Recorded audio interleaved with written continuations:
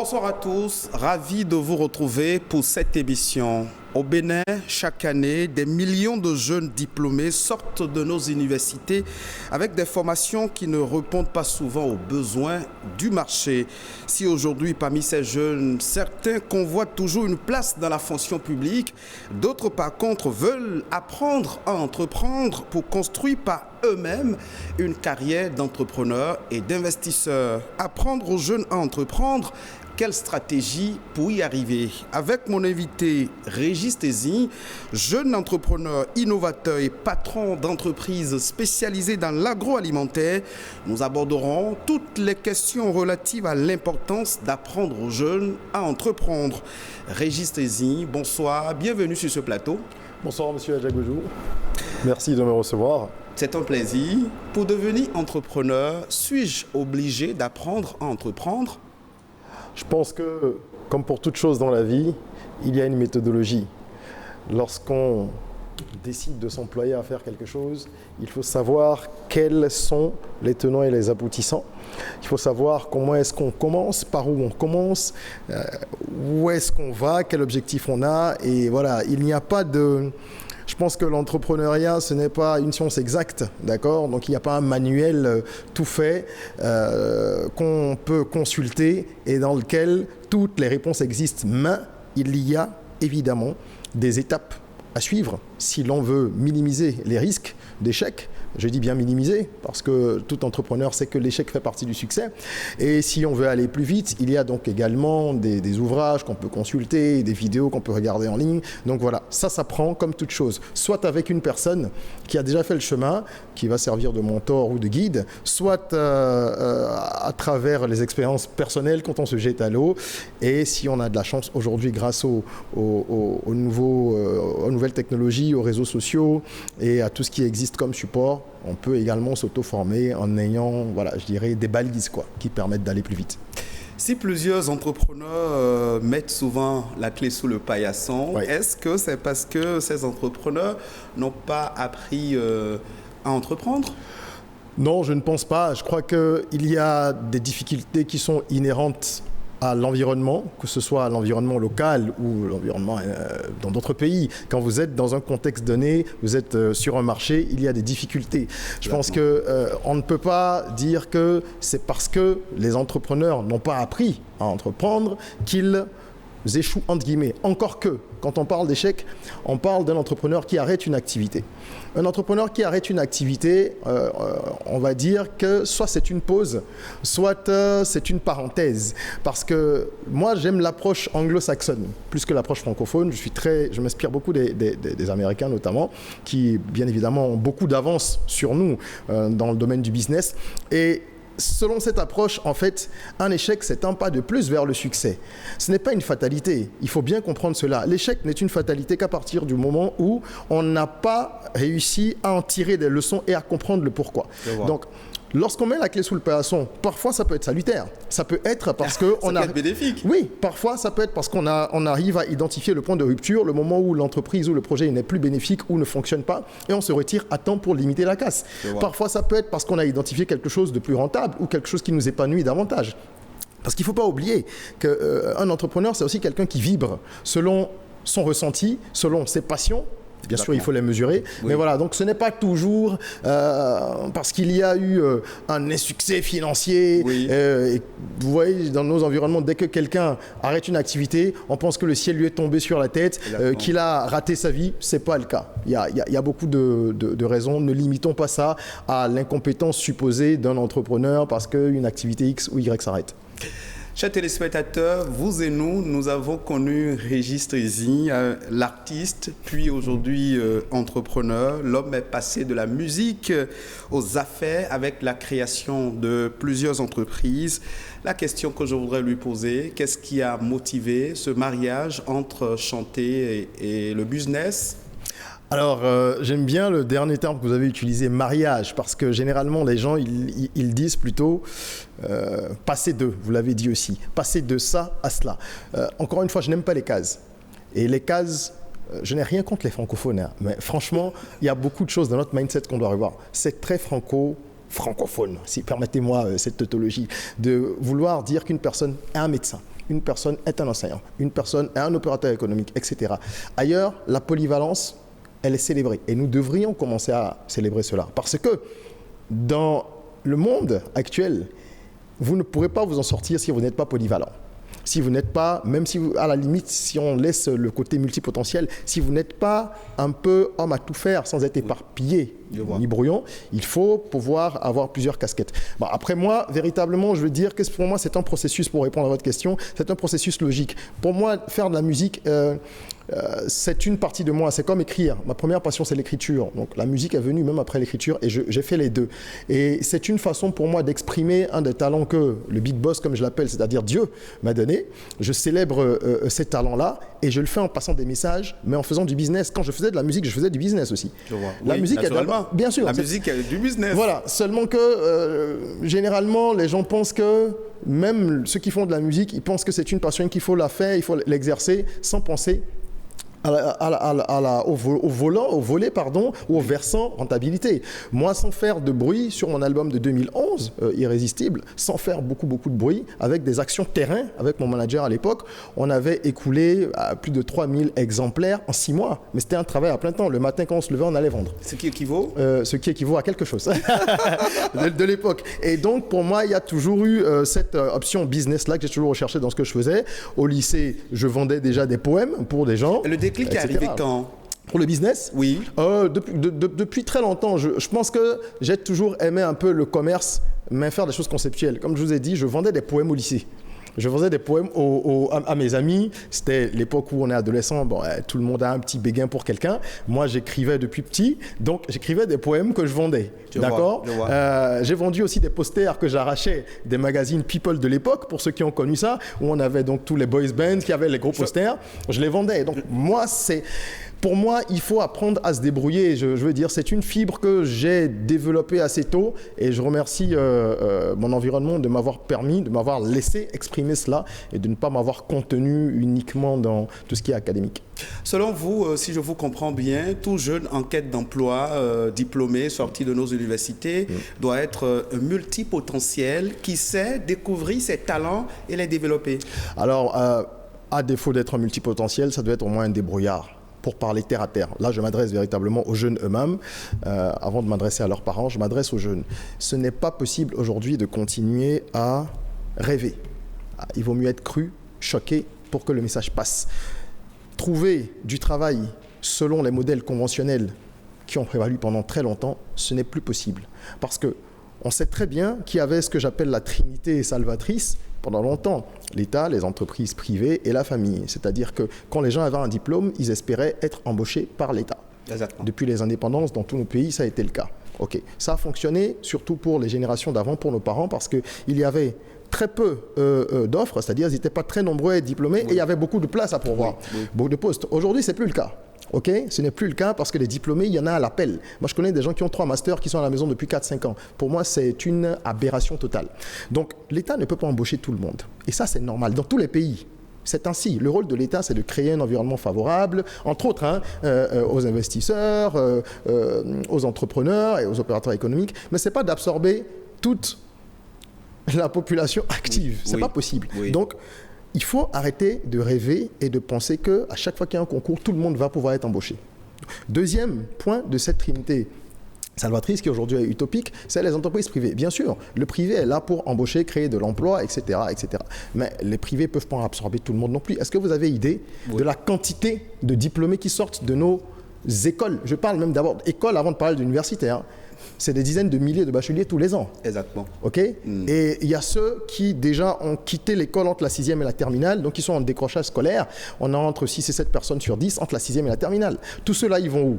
Bon, donc, les entreprises privées, comme je le disais, ne peuvent pas embaucher tout le monde non plus parce qu'elles sont en quête de rentabilité. Je suis entrepreneur moi-même. Si je peux faire une tâche par 4 personnes au lieu de 10, j'embaucherai 4 personnes. On est d'accord ? Exactement. Bon, parce que le but, c'est de faire du profit. Donc, il vous reste quoi? À la famille, on sait qu'on parle de la solidarité africaine, tout ça, Oui. c'est une valeur, d'accord, mais de façon On réaliste. n'est pas assez ancré ici. Hein, Vous voyez, vous le dites. Et moi je voudrais même dire, même si la solidarité, dans une certaine mesure, est présente chez nous, dans la tradition africaine, la réalité, c'est qu'aujourd'hui, la vie coûte extrêmement cher. Et que Oui. ceux qui ont un peu plus de moyens que d'autres dans une famille ne peuvent plus continuer à être les seuls qui prennent tout le monde en charge. Exactement. La vie coûte trop cher. Si je vous comprends très Donc, bien. il faut se débrouiller. Si ces 3 points ne sont plus uniquement les seuls canaux par lesquels on peut vivre, se prendre en charge, il faut soi-même se mettre à la tâche, se jeter à l'eau, apprendre à entreprendre pour s'autonomiser. Et pour pouvoir s'autonomiser, ne pas attendre l'État, les entreprises privées ne peuvent plus elles-mêmes recruter tout le monde également. Il faut cesser de rêver. Vous l'aviez dit aux jeunes, quels sont les bons réflexes qu'il faut développer pour saisir les opportunités ou les créer soi-même? Premier réflexe, je veux dire que c'est un réflexe qui est du ressort du savoir-être avant d'être du savoir-faire. Je pense que c'est très important de le mentionner. Il faut arrêter d'avoir honte. Il faut arrêter d'avoir honte. D'accord? Nous sommes dans un environnement où, de façon socio-culturelle, il y a beaucoup de choses qu'on ne veut pas faire, qu'on n'a pas envie de faire parce qu'on a peur du regard des gens. Exactement. Aucun entrepreneur à succès, ou même, on va dire, moyen, entre guillemets, n'y parvient s'il se soucie de ce que les autres pensent. D'accord? Moi, j'ai fait des études universitaires. J'ai eu la chance d'avoir un très bon parcours académique. Jusqu'à la fin des études universitaires à l'étranger, j'ai eu des propositions de travail. J'ai préféré rentrer chez moi. Même ici, je me suis mis à mon compte tout de suite. Mais je sais comment est-ce que, au départ, dans certaines de mes initiatives, comme lorsque j'ai voulu vendre du clip au début ou d'autres choses, je sais comment est-ce que les gens me regardaient. Oui. Que ce soit des gens qui n'ont jamais quitté leur quartier ou des gens qui ont parcouru le monde et qui devraient être plus ouverts d'esprit. Non, c'était presque pour les gens, c'était du non-sens total. Comment est-ce qu'il peut faire ça? Et j'ai vu aussi comment le regard des gens progressivement a changé lorsque cette initiative a plus ou moins pu avoir, on va dire, dans une certaine mesure, du succès avec des hauts et des bas, c'est clair, mais a commencé à être plus populaire. Donc, si vous regardez les autres et ce qu'ils pensent, vous aurez du mal. Les jeunes aujourd'hui, vous leur dites, lève-toi, commence à laver des motos ou des voitures dans ton quartier, parce que tu peux gagner peut-être 5 000, 6 000, 10 000 par jour, ils n'imaginent pas. Ils se disent, ah non, je ne peux pas faire ça. Ah, j'ai un diplôme. Et même quand ils n'ont pas de diplôme, ils trouvent que non, ce n'est pas possible, c'est dégradant. Donc, première chose à faire, il faut penser objectif et savoir que dans la vie, parfois, on a des passages techniques où on doit accepter des tâches qui ne sont pas forcément super reluisantes, mais qui peuvent rapporter de l'argent et éventuellement vous permettre d'aller vers des objectifs plus grands.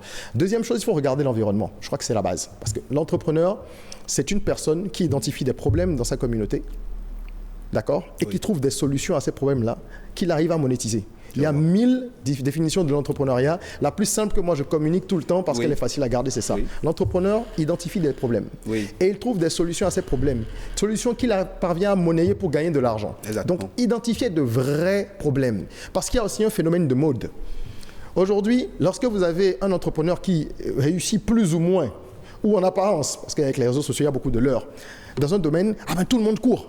Elle veut faire la même chose. Le mimétisme, ça ne fonctionne pas. Ce n'est pas parce que à Cotonou, quelqu'un a lancé un business, par exemple, de perles, que si tu fais ça, je ne sais pas moi, à Lokossa ou à Ketou, ça va marcher. Donc, regardez ce dont les gens ont besoin autour de vous, ce qu'il manque. Le mot problème n'existe pas pour un entrepreneur. Problème égale opportunité. Égale solution. Opportunité égale solution. Solution égale à cash, pour parler cash. Justement. Exactement.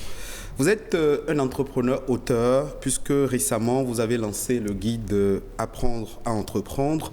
Quel est le but fondamental que vous cherchez à atteindre en produisant ce guide? Alors, Apprendre à entreprendre est un guide pratique. Et comme le dit le nom, c'est donc un ouvrage qui a pour objectif de pouvoir servir un petit peu de lanterne, je dirais, aux jeunes. De les aider, oui, de lumière si on veut. En tout cas, de les aider à développer leur esprit d'initiative. Ce n'est pas transformer tout le monde en entrepreneur, mais déjà développer l'esprit d'initiative, titiller leur curiosité, leur transmettre les fondamentaux d'accord, les éléments fondamentaux de l'entrepreneuriat, du business, quand on a une idée, comment on trouve une idée, comment on fait, quel est le parcours, d'accord, pouvoir aussi travailler leur leadership parce qu'il n'y a pas d'entrepreneuriat sans leadership. Donc ce guide-là veut leur offrir de nouveaux horizons pour leur dire... Le leadership, je ne vous arrête pas, le leadership c'est déjà quoi déjà? La capacité de s'affirmer? C'est la capacité, oui, si vous voulez, de s'affirmer, de mener des hommes, la capacité soi-même déjà d'être une personne qui peut montrer le chemin aux autres parce qu'un entrepreneur, il travaille avec d'autres personnes, on ne réalise rien seul. Comment est-ce que vous êtes un capitaine de bateau, avant peut-être de devenir un capitaine d'industrie plus tard, je vous le souhaite, mais comment vous êtes déjà un chef? Quand on dit chef, c'est pas quelqu'un qui va s'asseoir et dire aux autres « faites le travail, je regarde ». Non, le chef, c'est celui qui s'implique et qui fait, qui montre l'exemple. Donc, le leadership, c'est vraiment, si on veut résumer, c'est la capacité à développer ses soft skills, donc toutes les qualités qu'il y a au niveau du savoir-être. Okay? Et donc, comme je le disais, l'ouvrage a cette vocation-là de pouvoir ouvrir de nouveaux horizons aux jeunes et de leur dire « est-ce que tu sais, chers jeunes lecteurs, qu'il y a aussi la possibilité de créer une activité ?» Nous, on parle à beaucoup de jeunes. À travers les conférences et les formations que je fais, je rencontre beaucoup de jeunes et je vous assure, parfois vous leur parlez de choses très simples, de petites activités qu'ils peuvent commencer à faire et ils sont tout hébétés parce qu'ils n'y avaient pas pensé. En fait, on a été formatés. Est-ce que vous avez eu un écho favorable depuis que vous avez eu cette... Extrêmement favorable. On a des parents de toutes les couches sociales qui achètent cet ouvrage pour leurs enfants. Il y en a qui nous reviennent en nous disant, au-delà de leur joie de voir leurs enfants lire, appliquer ce qu'il y a dedans, avoir manifesté de la curiosité, eux-mêmes, ils disent qu'ils ont appris des choses. Je parle de parents qui ont 30 et 40 ans. Exactement. Donc, on a vraiment un écho favorable. Et cet ouvrage est arrivé parce qu'à un moment donné, je me suis dit que nous sommes nombreux à condamner la jeunesse, à dire que la jeunesse aujourd'hui, elle est inconsciente, elle est paresseuse, de talent et tout, oui, mais elle ne travaille pas. D'accord, c'est très bien. Mais qui est-ce qui dit à la jeunesse ce qu'il faut faire? Plutôt que de maudire l'obscurité, allumer, comme on dit, il faut donner de la lumière. Bien sûr. Donc un guide, un outil pédagogique, dans une certaine mesure. Exactement. C'est ce qui, à mon avis, manquait un petit peu dans notre environnement et dans d'autres pays d'ailleurs, parce qu'on travaille dans d'autres pays déjà tout doucement, et j'ai voulu offrir cet ouvrage-là à la jeunesse pour lui dire, voilà, vous pouvez maintenant vous servir de cette arme au sens positif. L'ouvrage est intitulé « Apprendre à entreprendre », destiné à tout le monde, à partir de l'adolescence. À partir de l'adolescence. C'est une question fondamentale. Si l'école béninoise ne prépare pas l'esprit des entrepreneurs, des apprenants, disais-je, à être à l'entrepreneuriat, comment peut-on façonner l'avenir avec un guide? Merci si pour déjà le jeu dans de nos mots. écoles, on ne parle pas de l'entrepreneuriat, de ce qu'il faut faire, comment votre guide peut arriver à façonner l'enfant? Justement, vous savez, encore une fois, moi je suis un apporteur de solutions. Il y a une situation qui prévaut, je pense que tout le monde en est conscient, et les gouvernants sont d'ailleurs en train d'y remédier parce qu'on sait que le système éducatif actuel, et ce n'est pas qu'au Bénin, je vous assure que c'est dans beaucoup de pays, il n'est plus en adéquation avec les besoins du marché. Donc, comme il y a cet anachronisme-là, il faut maintenant pouvoir le mettre à jour. C'est ce que nos autorités s'emploient à faire, n'est-ce pas? Avec des réformes qui vont mettre du temps, c'est normal, on ne change pas quelque chose du jour au lendemain, c'est un système. Alors, en attendant, que faut-il faire? Faut-il continuer à se plaindre ou à regarder un bâtiment s'écrouler? Non, qu'est-ce qu'on peut colmater? Qu'est-ce qu'on peut faire? Nous arrivons en soutien. Nous ne sommes pas là pour faire le travail de l'école. L'école a une tâche noble. C'est une institution qui nous structure et qui nous éduque. Oui. Et rien ne va la remplacer. Bien sûr, on peut remodeler et c'est ce que les voies autorisées sont en train de faire. Exactement. Mais en attendant, que peut faire la société civile? Moi, je dirige une association que j'ai créée depuis 2008 et dont une des missions est de vulgariser l'entrepreneuriat, le leadership et de former les jeunes à ces deux disciplines, si je peux me permettre. Et notre travail, donc, c'est de venir accompagner l'école pour dire qu'est-ce que nous, on peut apporter en plus. Oui. OK, cette ouverture d'esprit supplémentaire, nous venons nous mettre une graine. On plante une graine. On ne peut pas venir transformer les gens du jour au lendemain. Est-ce que vous savez que le meilleur apprentissage à l'entrepreneuriat passe à la fois par l'immersion en entreprise ou l'auto-entrepreneuriat? Je suis entièrement d'accord avec vous. D'où le statut étudiant-entrepreneur, élève-entrepreneur. Est-ce qu'il n'est pas bon d'aller à cette approche pédagogique? Je pense que c'est une approche totalement envisageable. Je crois aussi que quand on regarde les orientations des réformes en cours, de ce que je sais en tout cas, l'enseignement technique va être priorisé sur enseignement général. Oui. Et je pense que ça, c'est tout à fait cohérent. Et quand il dit enseignement technique, dit forcément immersion. Parce que quand vous prenez les lycées techniques et autres, lorsque tu vas, après une année, avoir étudié la menuiserie ou ceci ou cela, tu vas quand même aller faire un stage dans un atelier de menuiserie. Tu ne vas pas aller ailleurs. Exactement. Donc, il y a une immersion qui va commencer plus tôt. Et ces statuts-là vont venir. Mais encore une fois, ça, ce sont des réformes. Donc, elles vont se faire progressivement. Okay. Et en attendant, moi, ce que je conseille, par exemple, aux jeunes, c'est pendant les vacances. Parce que pendant les congés, on va dire, ils n'ont pas toujours le temps. Les parents aussi ne sont pas forcément d'accord. OK. Mais pendant les vacances, là, entre 2 années, qu'est-ce qui vous empêche, vous-même, d'aller travailler avec la tata qui a une boutique devant la maison, d'aller chez le tonton qui a un centre de lavage ou qui est couturier ou styliste, de rester un peu avec lui, de voir comment on gère déjà, on fait le point à la fin de la journée. Il faut que les jeunes eux-mêmes se responsabilisent, mais on a le devoir de leur dire vous pourriez faire autrement. Il faut leur parler. Il faut leur montrer le chemin. On ne peut pas leur jeter la pierre sans leur parler. Exactement. Je voudrais vous demander, dès lors que vous avez fait sortir votre guide Apprendre à entreprendre, est-ce que vous avez eu l'écho favorable au niveau des dirigeants, des gouvernants, des acteurs du système éducatif? Oui, vous passez déjà dans les écoles. Est-ce qu'il y a un accompagnement, une volonté de dire, à un moment donné, il faut féliciter ce jeune qui a eu cette idée d'accompagner les élèves dans nos écoles? Est-ce que vous êtes dans cette dynamique? Alors, nous avons évidemment présenter ce travail aux autorités compétentes. Donc, on est passé dans certaines structures. Vous êtes soutenu? Qu'est-ce que vous mettez dans le soutien? Tout dépend de ce que l'on attend. Moi, lorsque je mets sur le marché un guide pareil, le but pour moi, déjà, c'est d'avoir un retour positif de la part de ceux qui travaillent. De la cible? Non, la cible, bien évidemment, c'est les lecteurs et les parents. À part la cible, vous êtes dans on va dire que c'est un secteur qui est réglementé, l'éducation.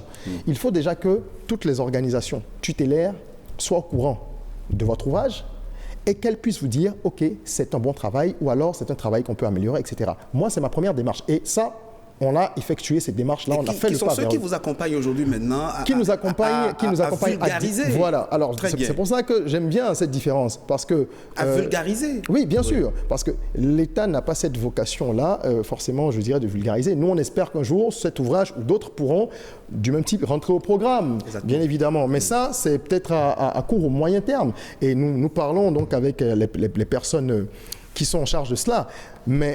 Et entre parenthèses, pour finir sur ce point, on a eu un écho favorable de la part des structures tutélaires qu'on a rencontrées qui nous ont dit vraiment, c'est un guide qui est bien à propos. Pour la vulgarisation, maintenant, c'est autre chose. La vulgarisation est en cours et nous avons eu la chance de trouver un partenaire qui a une vision institutionnelle ou financière. C'est un PTF. On dit partenaire technique et financier, n'est-ce pas? On dit institutionnel aussi. Oui, là, pour le coup, c'est un partenaire technique et financier. Il s'agit de la coopération suisse au Bénin, qui travaille beaucoup dans l'éducation depuis plus de 40 ans qu'ils sont ici, et qui a décidé d'accompagner justement ce qu'on appelle la dissémination, donc la vulgarisation de ce guide pratique, parce que c'est un guide qui a un coût et qui était bien évidemment acheté par des gens qui ont un certain niveau de vie. J'ai bien d'autres questions à vous poser, mais le temps imparti est déjà très proche. En attendant de créer de nombreuses entreprises, parce que c'est ça que vous souhaitez, pour faire face au boom géographique que connaîtra l'Afrique d'ici 2030, 2050, notamment dans notre pays, le défi majeur, c'est de créer des entreprises, c'est d'inciter les gens à créer des solutions durables. Mais en attendant, nombreux sont ces jeunes qui préfèrent aujourd'hui faire face à l'entrepreneuriat en allant travailler pour d'autres personnes d'abord. Que diriez-vous à ces jeunes qui veulent écrire leur premier curriculum vitae ou faire face à leur premier entretien d'embauche? Comment affronter un entretien d'embauche, c'est ça? Oui. Écoutez, moi je crois que l'une des clés, c'est de pouvoir dire à la personne que vous avez en face de vous, lorsque vous allez à un entretien, ce que vous pouvez lui apporter.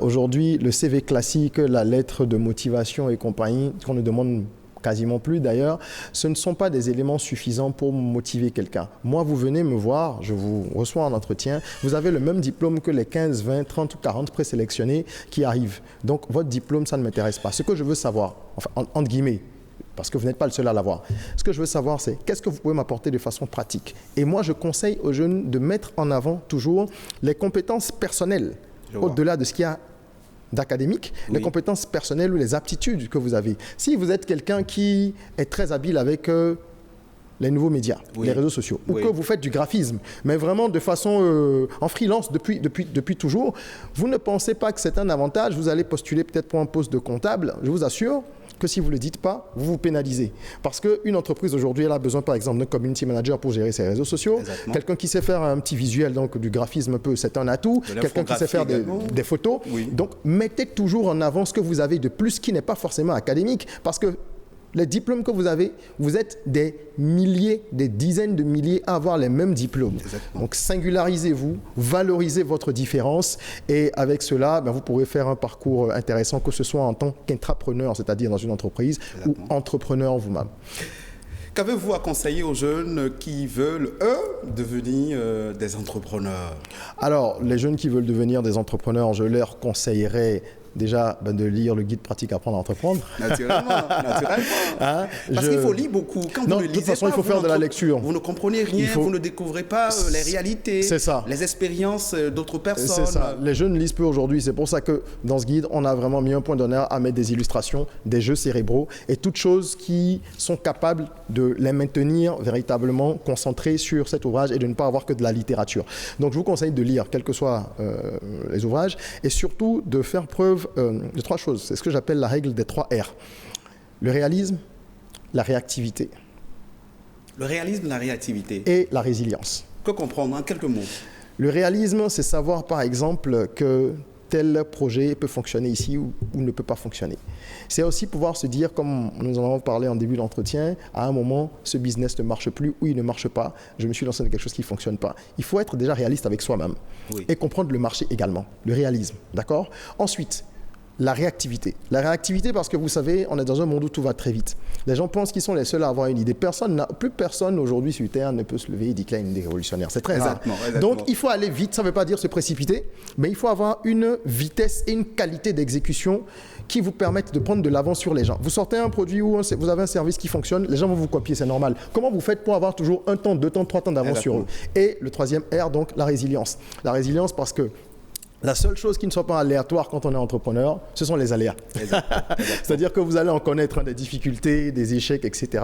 Et il faut avoir cette résilience. Ce n'est pas de l'endurance. Oui. La résilience, c'est un cran au-dessus. C'est la capacité à se servir des échecs. À s'adapter. Oui, mais surtout, c'est À se servir surpasser. même des échecs pour rebondir. Exactement. Celui qui est résilient, quand il tombe, quand il remonte, mais il va plus haut que là où il était avant. Exactement. Donc, les 3 R, réactivité, résilience, réalisme.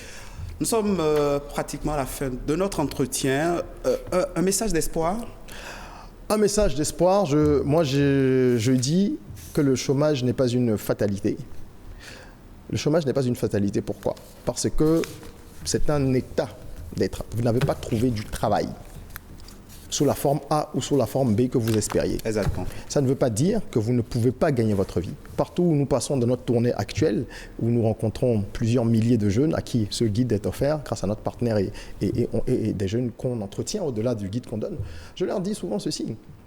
Rester à la maison et attendre le travail, c'est ça l'échec. Ce n'est pas ne pas avoir trouvé du travail. Vous avez encore la possibilité, lorsque votre CV n'a pas retenu l'attention ou que vous n'avez pas réussi à un concours d'État, vous avez encore une option. C'est essayer de vous prendre en charge. C'est ça l'autonomisation.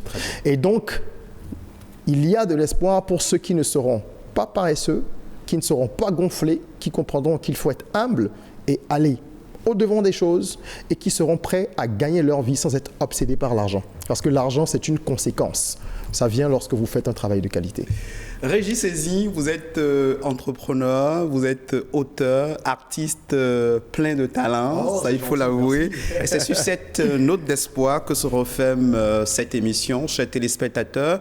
L'entretien, vous pouvez autant vous regarder, autant que vous le voulez, sur le www.ortb.bj. On se retrouve très prochainement pour un autre numéro de votre émission.